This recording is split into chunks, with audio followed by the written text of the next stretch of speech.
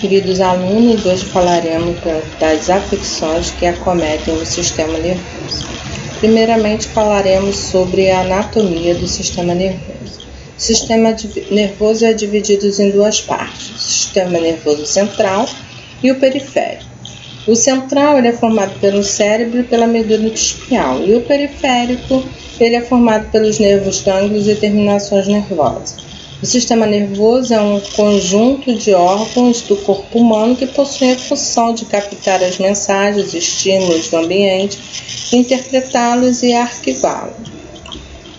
A anatomia do sistema nervoso, é o sistema nervoso central, pela medula, o cérebro, a medula, e o periférico, que são formados pelas terminações nervosas que acometem, que possuem nas periferias, nos membros superiores e nos membros inferiores. As afecções mais comuns do sistema nervoso, que são doenças cerebrais, que compreendem um grande problema na saúde da sociedade moderna, em consequência do crescente número de pessoas acometidas de forma direta ou indireta, também devido à existência da cura para essas patologias. Não existe cura para essas patologias. Algumas das patologias mais frequentes que acometem o nosso sistema nervoso são o Alzheimer, Parkinson, esclerose múltipla, os AVCs, as neoplasias, epilepsias ou disfunções psiquiátricas. Elas são bem comuns e no cotidiano nós encontramos bastante. Vamos falar do acidente vascular cerebral. Existem vários sinais que o corpo ajudam a conhecer um acidente vascular cerebral. Fique atento ao SAMU e peça ajuda imediata. SAMU. O que a gente traduz pelo AVC? O sorriso, uma pessoa que sorri. Se o sorriso sair torto, se a boca estiver entortada, é sinal de um AVC.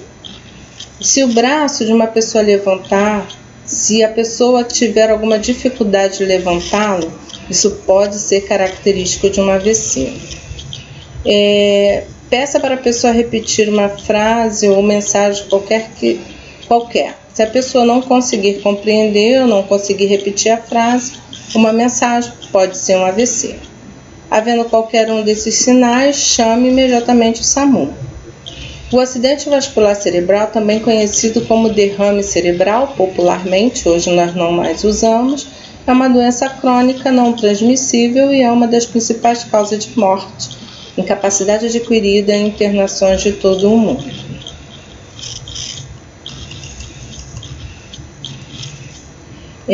Existem dois tipos de AVC, o hemorrágico, que ocorre quando há rompimento de um vaso cerebral, o vaso é rompido, e o isquêmico, quando há uma obstrução da artéria, a obstrução aqui da artéria cerebral. Então a gente tem que ter ciência que existem dois tipos de AVC. Os sintomas principais do AVC: fraqueza ou formigamento na face, confusão mental, alteração na fala, alteração na visão, alteração do equilíbrio, dor de cabeça súbita e acidente vascular cerebral é uma emergência médica. Os tratamentos adequados, o paciente deve ser encaminhado imediatamente para atendimento hospitalar. Trombolítico, anticoagulante podem diminuir a extensão dos danos. Infelizmente, células cerebrais não se regeneram, nem há tratamento que possa recuperá-la. Aqui nós vemos nesse quadrinho algumas três diferenças. A fala do paciente que é acometido do AVC, ele fica enrolado, a sua face fica torta, um lado da sua face fica torta, e o braço ela não consegue movimentar, ela não consegue ter a sustentação do braço e o braço cai. Traumatismo crânioencefálico é uma agressão ao cérebro de origem física causada por uma força externa. Bater com a cabeça, um acidente, a pessoa cair, bater com a cabeça no chão, isso causa um trauma no crânio.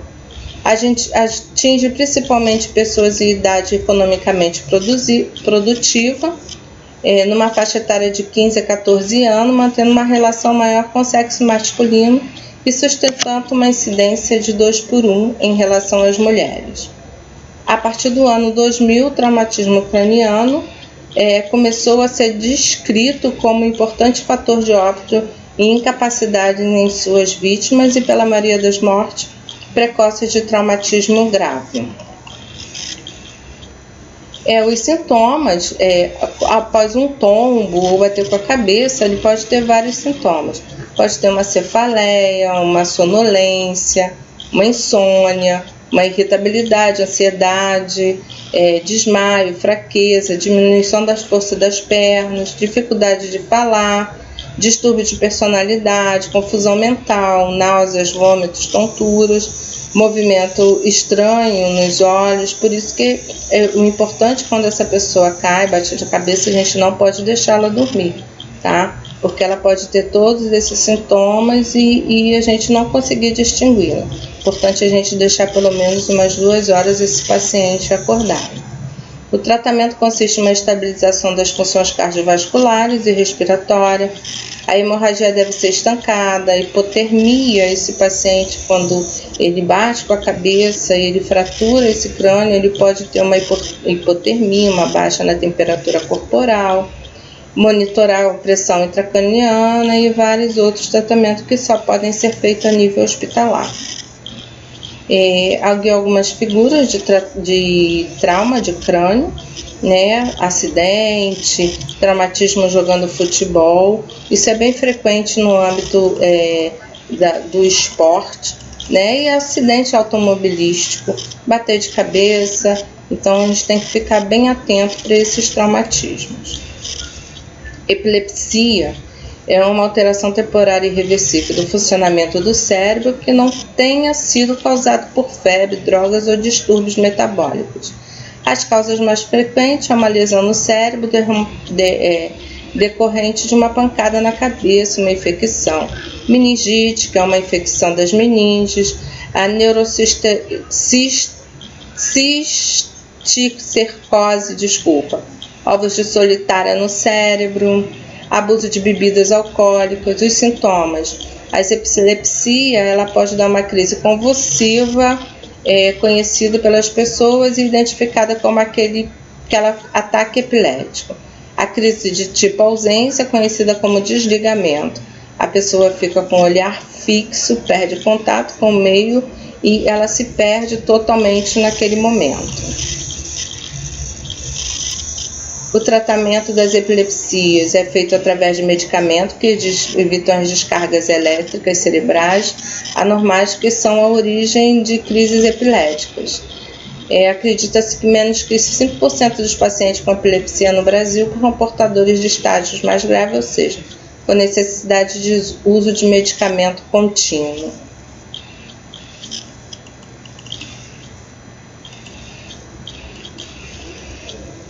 Mal de Parkinson é uma doença progressiva do sistema neurológico que afeta principalmente o cérebro. As causas mais frequentes, ela acometem principalmente pessoas com idade avançada, né, com mais idade, não atinge a jovens, e as causas são as células nervosas, uma substância química chamada de dopamina que ajuda a controlar os movimentos descontrolados.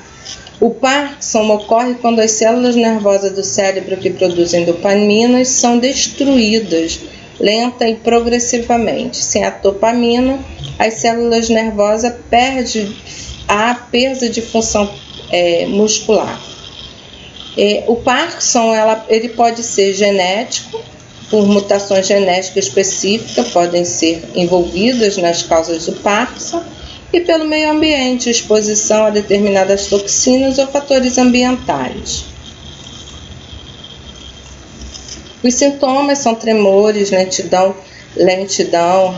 rigidez muscular, mais para frente, conforme o quadro evolui, passos mais curtos, reduções de movimento do braço, andar. Além do Parkinson avançado, apresenta outros sintomas motores como diminuição ou desaparecimento dos movimentos automáticos, a marcha lenta, O paciente ele tem a marcha lenta, ele tem os tremores nos braços. Esses são sintomas bem característicos do mal de Parkinson. O Alzheimer é uma doença hereditária, ela é neurodegenerativa que provoca o declínio das funções cognitivas. A evolução do quadro de Alzheimer pode causar impacto no cotidiano da pessoa. A pessoa esquece as coisas que fala, que faz, esquece das higienes pessoais e esquece de se alimentar, ou se alimenta e quer se alimentar mais porque esqueceu. Ela é uma demência de um grupo de distúrbios cerebrais que causa perda de habilidades intelectuais e sociais. Na doença de Parkinson, as células cerebrais degeneram em morte, causando um declínio constante na memória e na função mental desse paciente. O Alzheimer ele tem vários estágios, ele possui quase estágios. O estágio na forma inicial, que há alterações na memória, personalidade e habilidades espaciais. O estágio 2, que forma moderada, dificuldade para falar, realizar tarefas simples e coordenar movimentos. Estágio 3, a forma grave, resistência à execução de tarefas diárias, incontinência urinária e fecal, dificuldade para comer, deficiência motora progressiva. Estágio 4, que é o terminal, restrição ao leito, mutismo, dor à deglutição, infecções intercorrentes. Esse paciente não tem mais condições de ficar em pé, de fazer nada sozinho. O tratamento até o momento não tem cura. O objetivo do tratamento é minorar os sintomas. Atualmente, estão sendo desenvolvidos medicamentos, embora em fase experimental, por uma suposta melhora. Hoje o SUS fornece umas injeções, uma medicação para esses pacientes que estão em estágio inicial, uma medicação própria que está ainda sendo desenvolvida e estudada. A esclerose múltipla é uma doença autoimune que afeta o cérebro, nervos ópticos e a medula espinhal. Isso acontece porque o sistema imunológico do corpo confunde células saudáveis com intrusas e as ataca, provocando lesões. O sistema imune do paciente corrói a bainha protetora que cobre os nervos. E como nós sabemos, os nervos eles não se reconstituem. Então, quando os nervos são deteriorados, a bainha de mielina ela não se reconstitui para produzir outros nervos. Então, ela não se multiplica. O sistema nervoso, quando seus nervos morrem, eles são deteriorados, eles são acabados, eles não se refaz como nas células normais. Por isso que há uma atrofia ou perda da massa cerebral. Em geral, paciente com esclerose múltipla apresenta perda de volume cerebral até 5 vezes mais rápido do que o normal. Os sintomas variam amplamente dependendo da quantidade de danos dos nervos que são afetados. É uma doença autoimune que afeta o cérebro, e não são reconstituídos essas células cerebrais. Pessoas com esclerose múltipla tendem a apresentar os primeiros sintomas na fase de 20 a 40 anos. Alguns podem ir e vir enquanto permanecem. Não há duas pessoas que apresentem rigorosamente os mesmos sintomas de esclerose múltipla. Isso porque as manifestações irão depender dos nervos que são afetados.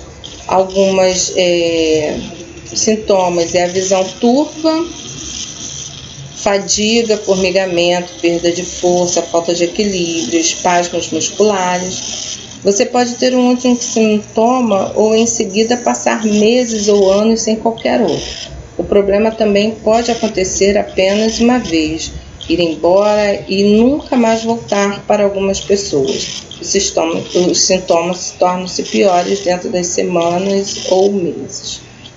É importante vocês estudarem, que eu vou passar uns exercícios para vocês fazerem em cima das afecções do sistema nervoso.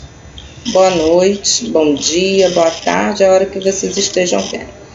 Não esqueçam de lavar as mãos e usarem máscara ao sair de casa.